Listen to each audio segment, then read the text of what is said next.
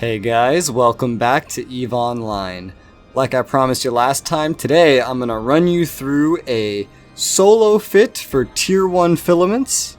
If you have no idea what I'm talking about, recently I did a beginner's guide on abyssal filaments and explained how they can make 60 to 100 mil an hour for you and your friends split between you. But maybe 60 to 100 mil an hour sounds better for one person. Even better if that one person is an alpha with bare minimum skills. And that's me. I'm an alpha. 4.4 mil skill points in pretty much all the wrong places. Look at my missile skills. They're trash. That's perfect though, because this is not a missile boat. It has missiles, but as you can see by this DPS, a majority of the DPS we're working with are drones. So this is the worm. It's a cross-train between Caldari and Galente. It has all their strengths. This is the fit that we are going to be using to solo tier 1 exotic filaments. It's about a 105, 107 mil fit if you're working at a Jitta. Some of the price is just inflated because I have the filaments and a lot of missiles for no apparent reason. Let me show you what we're working with here. So we have 3 light missile launcher Tech 2s running with the Scourge Fury light missiles.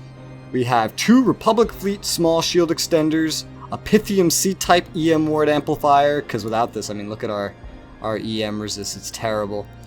A 1 MN monopropellant enduring afterburner, 2 drone damage amp 2s, and 3 small core defense field purgers.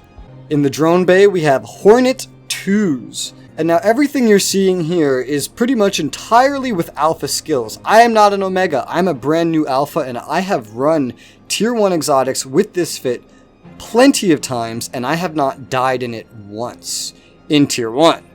I learned the hard way that with alpha skills, this is not going to handle tier 2, so don't try that as an alpha. So since I already explained pretty much everything you need to know in the previous video, I will let you go there to my beginner's guide if you are actually looking for information on the basics of filaments. Otherwise, I will bring you through the experience of soloing a filament in this worm today. Note, while this is an exotic filament fit, you can use this in firestorm filaments pretty much just as well. All you'd really have to do is change out the missile types and the drone types to anything that does thermal, so hobgoblins and whatever the thermal missiles are. But yeah, less talk, and now let's go get into it. So I'm warping out to a safe spot that I set for doing filaments, and it's just a reminder, if you're going to run frigate filaments by yourself, you still need to be in a fleet. So you right click your ship, pilot, form fleet with. Great, now I'm in a fleet. That's exactly what I need. So, now that we're in our little safe spot, we are going to use Com Exotic Filaments. Activate for fleet. And it thinks we're going in here with 3 people, so we will get the same loot as if we were going in with 3 people. That's the beauty of soloing with a frigate. And this is like 2 times cheaper than the EVE University Gila that solos up to tier 3. And we are going to get about the same loot that can imagine bringing in. So let's jump over here into our filament and we'll see what we encounter. As a fun fact, every time someone hits enter on a filament, it puts out a little graphical pulse. That's how you can know that your teammates are going in with you. And when you pop a filament like this, the only people that can enter are you and your fleet mates. So it looks like we have 2 of these guys. This is the real damage dealer right here. This guy. This is the damage dealer out of these 2. This dude's more of an annoyance. He closes the distance first, but he's not the real problem. But I think we could probably kill him real quick, because the range on this worm's not very good. 34.5 km, I believe. Really shitty range. But it's okay, because it doesn't need it. So let's get some DPS in on this guy. Warp scrambling. That's gonna hurt me so much, buddy. So much. Thanks.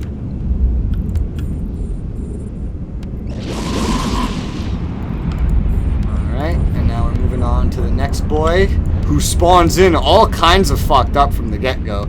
We only have a 22 km range on these missiles with my current shitty drone skills. It can go up with skills. My skills really aren't the best.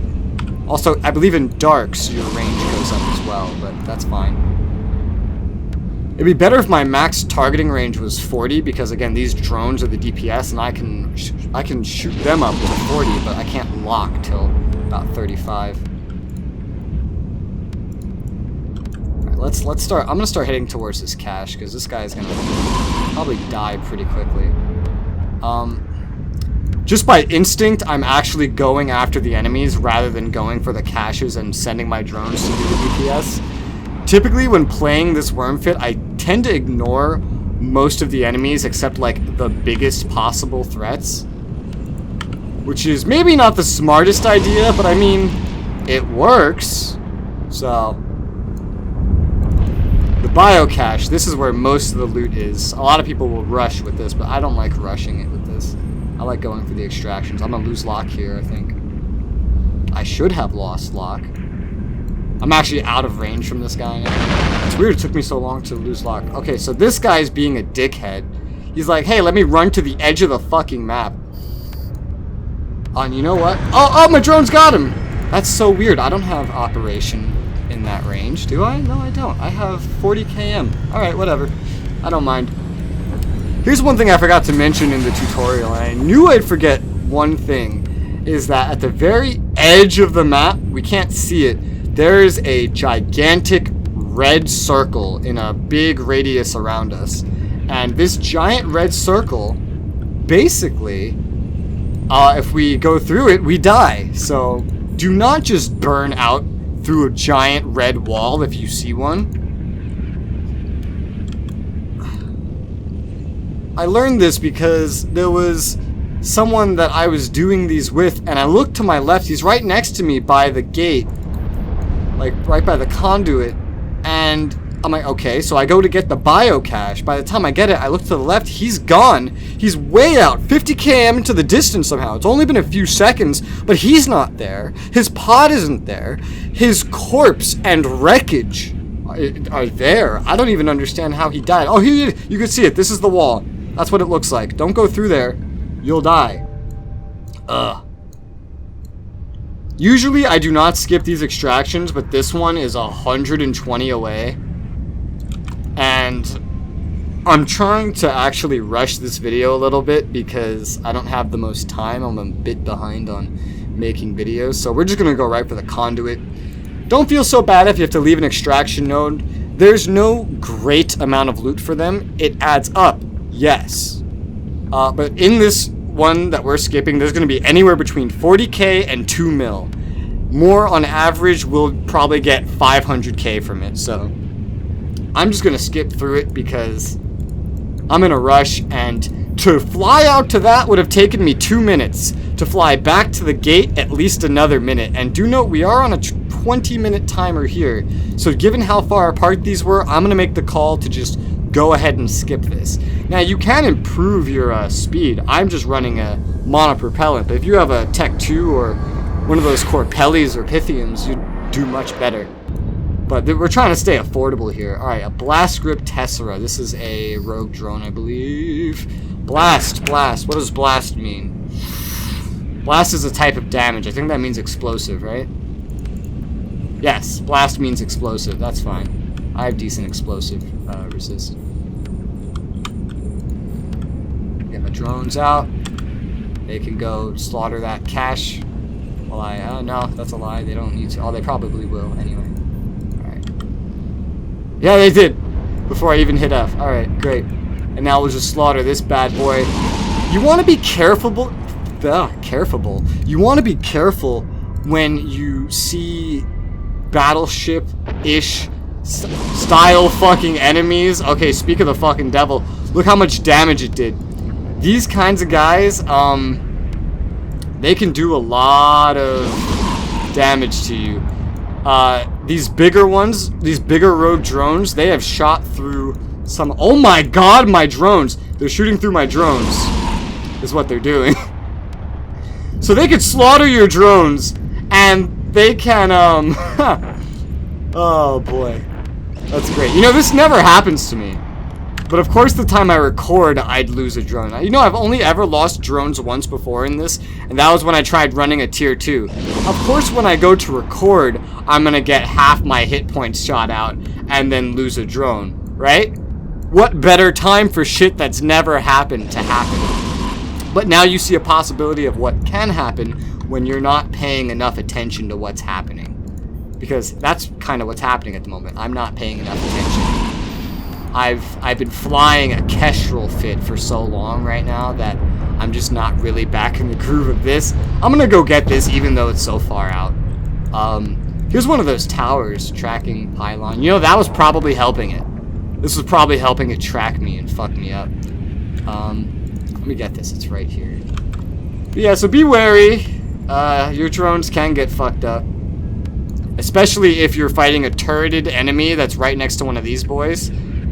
That gave it like a 60 to 80% tracking bonus against me. God damn. Of course, this is literally my worst solo run so far, and this is the one I'm recording. Yeah, I love it. I love it. And I would record it again, but that would be silly. I want you to see what you can expect. A Precursor Cruiser! A Precursor Cruiser skill book. These skill books are rare, but it's always nice to get them. It's always nice to get them. See, the loot's mainly just a bunch of random shit that will be of no use to you unless you're crafting or doing filaments or you want to train up the precursor line. I'm going to go for this extraction node, this one, just to show you what you can expect. I usually grab everything, even when I'm soloing, and I come out with usually enough time. The least time I've ever come out of one of these with was 2 minutes, and I knew I was well within my time limit because I had only like one node left and I knew I could reach it just by doing the math of, oh, how fast am I moving? How fast is the node? Or how far is the node, basically. We're gonna grab this one just so I can show you the kind of shit I usually go after. Every time I bring someone new into one of these and we open up an extraction node, I usually start getting the same response like, damn, dude, this only gave me this. This only gave me this. How much do you have? And then they'll compare like the loot they get out of this to the loot from all the bios that we had gotten like so far.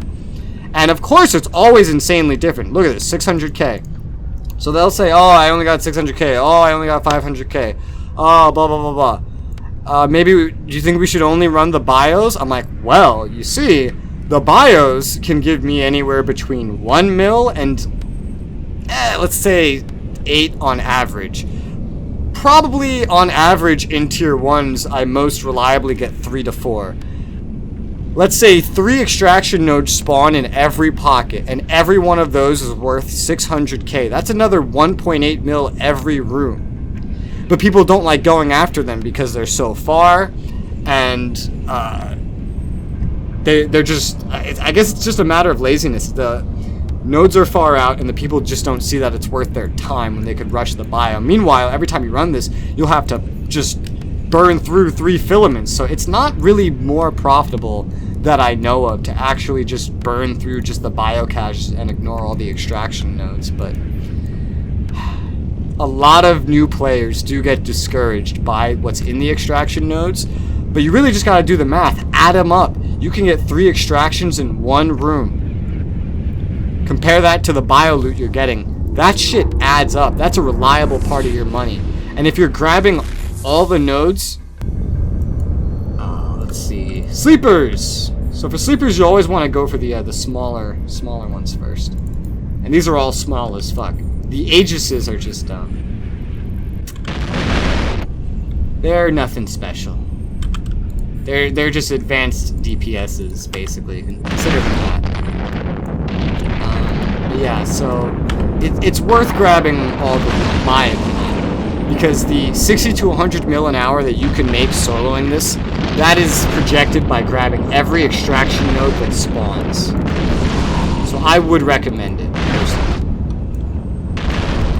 But if you're too lazy, then you can, for one, first off, good luck finding the amount of filaments you'll need to actually burn through this in some other way. Just going for the bios, because you're going to go through these real quick and you're not going to get as much loot to pay for more volume. So you're looking at a lot of hauling. What's this? An automata suppressor. Great. More towers that can kill my drones and my missiles. That's just what I wanted. There's another, so there's a bunch of these sleeper drones. The Wardens, I believe, is the best one that can spawn in these. The Wardens are, they can web you, basically. Let's see what we have. Oh, did I not actually loot the biocache? Am I a fucking dum-dum? I am. I didn't hit loot. Fuck. Talking is distracting, especially when I'm talking non-stop. Just trying to explain everything that's happening and everything that I'm doing. I'm not used to it yet. I usually don't record videos like this. But, yeah. Look at this bio. This bio is 3.1 mil, right? So if you get 3 extraction nodes, they all give you 600k. That's another 1.8 mil. So, you know, that's up to you. Is leaving 1.8 mil behind worth it when this is what you're getting from the bios?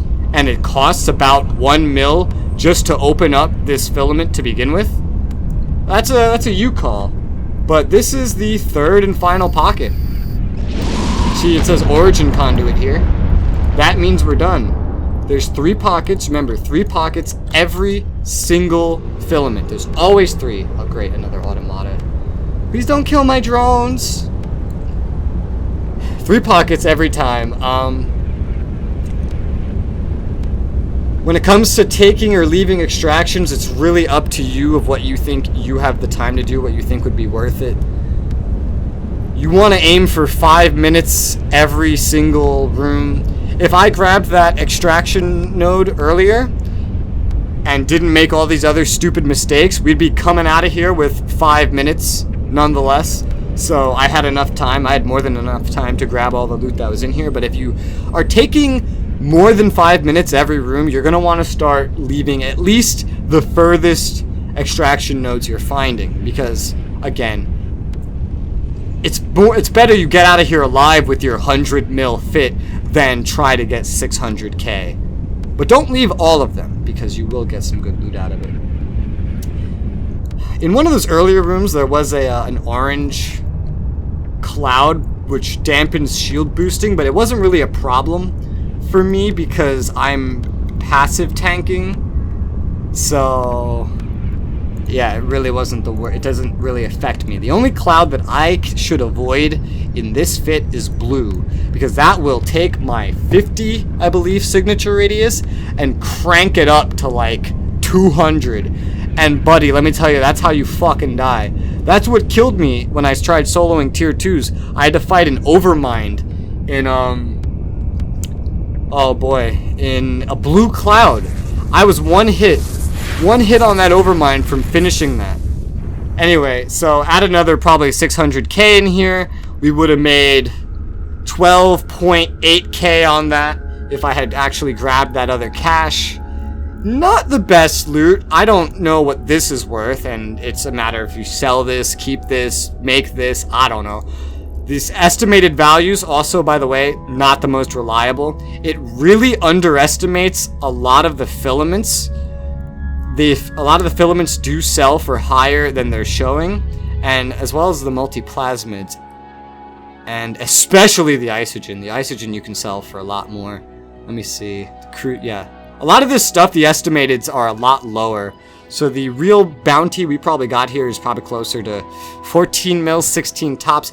All in all, going by the estimate, even then, that wasn't the best haul, but that's still a good fucking haul. What did I spend in there? Less than 15 minutes, and I am now 12 mil richer? I unfortunately made some mistakes, lost a fucking drone. Boo fucking who, right? But, basically that, you get 4 of those done an hour, with the very variable loot of getting skill books and blueprints and all this other shit, yada yada. I once got a blueprint in here that was worth 30 mil. It was for, I think, a destroyer? I forget. But that was just from, like, 1 filament, not to mention all the other loot I got on top of it. You're looking at 60 to 100 mil here an hour. I've been doing this as a pretty reliable moneymaker to outfit everything else that I've been doing, and there's nothing that I've done so far in EVE as an alpha player that has even come close to the amount of money that you can make running tier 1 filaments by yourself, exotic or firestorm with this worm fit. Let's look over it again. This is your best alpha moneymaker, if not second best, because I know a lot of people like exploration, but I found this is far more reliable, because you just go in, you fight, you get loot, you come out, there you go. You can't just find a filament that has no loot in it, like you can find a wormhole, scan shit down for 20 minutes, turns out there's literally no loot there to be found, it's just a bunch more wormholes. This is very reliable loot, it matches exploration at the very least, and soloing, again, 60 to 100 mil an hour, and that's just my experience, that number. I've seen reports of people coming out of here that in the time that I projected that I would make about $1.5 billion, they came out with 2.5 to 3 bill. So it's also a matter of RNG, but that's how you do it. This is the fit I do this in. Hopefully this has been helpful to you guys. If you want to see an advanced tutorial that just goes over all the aspects and the damage types of filaments that you need to know about, then let me know. If you want to see any other EVE content of some other kind, maybe like trading, you want me to try exploration or show you how something else works, then I'd be happy to do so. But for now, thank you for watching, and I'll see you on the next one. Bye-bye.